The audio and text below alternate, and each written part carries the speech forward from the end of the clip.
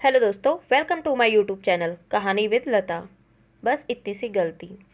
शादी के बाद अमित गर्लफ्रेंड से मिलता रहा, लेकिन जब पत्नी के अफेयर के बारे में पता चला तो होश उड़ गए। सच्चाई के सबूत देखकर सीमा सन्न रह गई। गिर ही पड़ती अगर पीछे सोफ़ा न होकर ज़मीन होती। सोफे में धंसे हुए घंटों रोती रही। डोरबेल बजी तो चौंकी, जैसे जीवन में पहली बार डोरबेल सुनी हो। चेतना वापस आने में कुछ समय लगा। बच्चे स्कूल से वापस आ गए। क्या बताएगी बच्चों से? क्या वे पूछेंगे नहीं कि इतनी सूजी आंखें, उड़ा चेहरा क्यों है मेरा? अमित के सामने सबूतों के ढेर के साथ बैठे जब बहुत समय हो गया और अमित की चुप्पी नहीं टूटी तो बौखला गई सीमा। मैंने बच्चों को कैसे समझाया है कि कुछ नहीं, बस सिर दर्द है, मैं ही जानती हूँ।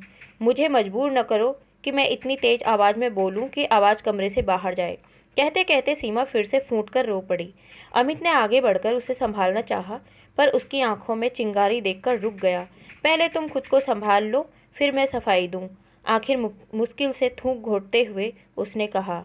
आखिर संभलने संभालने का दौर खत्म हुआ और अमित का कहना शुरू किया। शीनू को मैं शादी से पहले से जानता था। वो मेरी सबसे अच्छी दोस्त थी। धीरे धीरे हमें पता चला कि हम प्यार करने लगे हैं। शादी भी करना चाहते थे हम, पर तुम तो जानती ही हो कि हमारा परिवार, रिश्ते नाते, इतना बड़ा बंगले नुमा घर, ज़मीन, पापा का जमा जमाया बिजनेस सिर्फ यहाँ पटना में ही था। और मैं हमेशा से यही जानता और मानता था कि बड़े होकर मुझे पापा का बिजनेस ही संभालना है। उसकी जॉब मुंबई में लगी थी और वो वहीं सेटल हुई। शादी की बात चलने पर न वो अपनी जॉब छोड़ने को तैयार हुई, न मेरा परिवार जॉब करने वाली लड़की को अपनाने को तैयार था। तो इसीलिए आपने पापा जी के बिजनेस की एक यूनिट मुंबई में एस्टैब्लिश की। हाँ, कारण तो यही था। पर तब तक मुझे ये एहसास हो गया था कि मेरे घर वाले इस शादी को नहीं मानेंगे। इसलिए हम कम ही मिलते थे, केवल सी बीच पर हाथों में हाथ लिए हम घंटों साथ टहलते हुए घर वालों को मनाने की तरकीबें सोचते रहते। सीमा को लगा कि उसके दिल में तीर सा चुभ गया है। उसकी टीस असहनीय होती जा रही है। हाथों में हाथ लिए वे गुस्से से बुदबुदाई। क्यों नहीं कह दिया घर वालों के कि अगर उससे शादी नहीं हुई तो किसी और से नहीं करोगे? न चाहते हुए भी सीमा की आवाज़ तेज हो गई। अमित सकपकाया सा धीरे बोलने का इशारा करते हुए उसके करीब आ गया। उसने बड़े प्यार से सीमा का हाथ अपने हाथों में लेने की कोशिश की, पर सीमा ने झटक दिया। यही किया था मैंने, पर तुम्हें देखकर मेरा ईमान डोल गया। तुम्हारी सादगी, तुम्हारी खूबसूरती और इतना अलग और निराला अंदाज। पता है, बुआ जी ने पक्के यकीन के साथ कहा था कि इस लड़की को देखने के बाद कोई मना ही नहीं कर सकता। और उसकी बात सच साबित हुई। क्या कमी निकालता तुम में कोई कमी थी ही नहीं। कोई और समय होता तो इतना प्यार और मनुहार भरी नज़रों से खुद की ओर देखकर ऐसी बातें बोलते अनीश के सीने से लिपटकर एक प्यारा सा चुंबन जड़ चुकी होती। पहले भी कई शामों को अमित ने यूं ही ऐसे बताकर रोमांटिक बनाया था। तब उसने खुद प्यार की पहल करके अमित की फरमाइशों को पूरा भी किया है। सीमा की आंखों में अतीत के सुखद झलक देखकर अमित को उसके करीब आने का मौका मिल गया। उसने एक बार फिर से सीमा का हाथ थामने की कोशिश की, पर सीमा संभल गई। आप किसी और से प्यार करते हुए किसी और पर फिदा कैसे हो सकते हैं? और जब तुमसे शादी कर ही ली थी जब मुझसे शादी कर ही ली थी तो उससे संबंध तोड़े क्यों नहीं? उसकी पलकें फिर से भर आई। इतना तो मैं भी समझती हूँ कि अतीत किसी का भी हो सकता है। अगर ये सिर्फ अतीत होता तो मैं कभी इतनी दुखी न होती। संबंध थे ही नहीं हमारे तो टूटते क्या? हम अच्छे दोस्त की तरह मिलते थे जब भी मैं मुंबई में होता।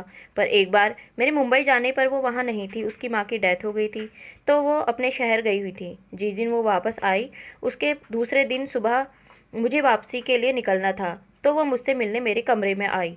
हम बातें करते ही रहे। बारिश का मौसम था उस दिन। जो बारिश शुरू हुई तो थमने का नाम ही नहीं ले रही थी। वो बहुत उदास थी। मैंने उसकी उदासी दूर करने के लिए उसे बाहों में लिया और सांत्वना देने के लिए उसकी पीठ पर हाथ फेरता रहा। अमित चुप हो गया।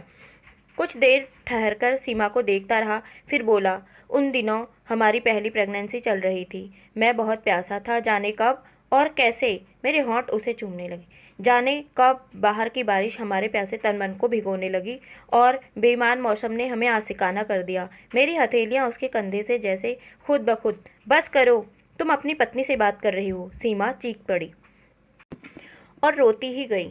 एक हफ्ता बीत गया। सीमा ने खुद को कुछ सामान्य करके फिर से बात चलाई। इतने दिनों में अमित भी खुद को सामान्य कर चुका था। तुम्हें या तो मुंबई की यूनिट बंद करनी होगी, या जब भी तुम मुंबई जाओगे मैं तुम्हारे साथ चलूंगी। ये दोनों ही बातें संभव नहीं है। यहाँ घर और बच्चों को अकेला छोड़कर मुझे तलाक चाहिए। ठीक है सीमा, अगर तुम्हारा यही फैसला है तो यही सही। बच्चों की कस्टडी हर जाना, जैसा तुम चाहो वैसा ही होगा। पर एक बार तसल्ली से मेरी बात सुन लो। सीमा ने आहत निगाहों से अमित की ओर देखा। देखो, ये तो तुम मानती हो कि बच्चों का इसमें कोई दोष नहीं है। हमारे तलाक से वे तो टूटेंगे ही। तुम अपने, मेरे मम्मी पापा सबसे पूछकर देख लो। वो और समाज सब तुम्हें ही दोषी ठहराएगा। फिर तुम करोगी क्या? जो खर्चा अदालत निश्चित करे, अगर मैं वो पूरा तुम्हें दे भी दूं तो क्या उतने में तुम्हारा खर्चा चलेगा? क्या बढ़ते बच्चों को अकेले आकार दे पाओगी, या उन्हें मेरे साथ छोड़कर मुझ पर भरोसा कर पाओगी? सीमा सॉफ्ट सी हो गई। अमित की बातों में सच्चाई थी, पर अब तो बात उसकी पहुंच से बाहर हो चुकी थी। अब अगर वो तलाक नहीं लेती है तो अनीस, जो कुछ चोरी छुपे करता था, अब वह खुल्लम खुल्ला करने की इजाज़त देने जैसा होगा। और तलाक लेती है तो सीमा को जैसे चक्कर आने लगे। अमित ने मौका मिलते ही उसे बाहों में भरकर संभाल लिया और उसके थरथराते बदन पर अमित ने चुंबन मनोहार की कहानी लिखने में लग गई। यकीन मानो, मैं तुम्हें बहुत प्यार करता हूँ। मेरा सब कुछ तुम्हारा और बच्चों का ही तो है। वो बिल्कुल अकेली है, मेरे सिवा उसका कोई नहीं। मैं केवल मुंबई में होने पर उससे मिलता हूँ, उससे तुम्हारा कुछ नहीं छीनता। जब वापस आता हूँ तो उसकी यादों को भी साथ नहीं लाता। सच, मेरी इतनी बेवफाई माफ़ कर दो प्लीज़। फिर अमित मुंबई के लिए रवाना हुआ। जाने के कुछ दिन पहले से उसका प्यार कुछ ज़्यादा ही बढ़ गया था, पर सीमा के दिमाग में कुछ और ही चल रहा था। अमित वापस आया तो घर में सीमा नहीं थी। माँ ने खाना लगवाया और अपनी आदत के अनुसार लाड़ आदि किया। सीमा कहाँ है? आखिर अमित की चोर निगाहों ने सब जगह ढूंढकर थक कर बोला।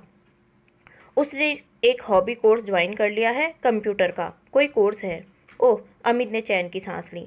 बच्चे आए, हंसी खेल हुआ। पापा क्या क्या लाए हैं जैसे लाड हुई, बातें हुई। फिर से बोले, हमारे ट्यूशन का टाइम हो गया। ट्यूशन? हमारे ट्यूशन सर बहुत अच्छे हैं। बेटी उसके गुण गा रही थी और अमित देख रहा था। 15 दिनों में कितना कुछ बदल गया है। शाम को सीमा आई। एक बार उसे देखकर तो अमित पहचान नहीं पाया। कटे बाल, नया आधुनिक सूट और आत्मविश्वास से भरा चेहरा। उसे ज़्यादा आश्चर्य इस बात का था कि माँ ने कैसे। क्या सोच रहे हैं? आधुनिक सास की आधुनिक बहू हूँ। माँ मेरे इस कोर्स से खुश है कि उनकी बहू जमाने के साथ कदम से कदम मिलाकर चल रही है। सीमा मुस्कुराते हुए बोली। रात में सीमा को सेक्सी नाइटी में देखकर अमित की खुशी का ठिकाना न रहा। मुझे खुशी है कि तुमने वक्त की ज़रूरत को समझा और माना। तुम्हें खुश देखकर मैं बहुत खुश हुआ। अमित ने उसे बाहों में भरा ही था कि सीमा बोली, हमारी शादी से पहले मैं अपने पड़ोसी से प्यार करती थी।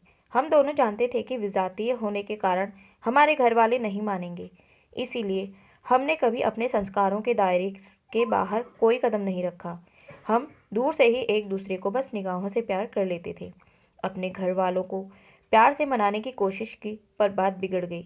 मेरे घर वाले उसकी जान के प्यासे हो गए तो उसे शहर छोड़कर जाना पड़ा। कुछ साल पहले वो पटना में ही सेटल हो गया। उसने एक कंप्यूटर ट्रेनिंग का इंस्टीट्यूट खोल दिया है।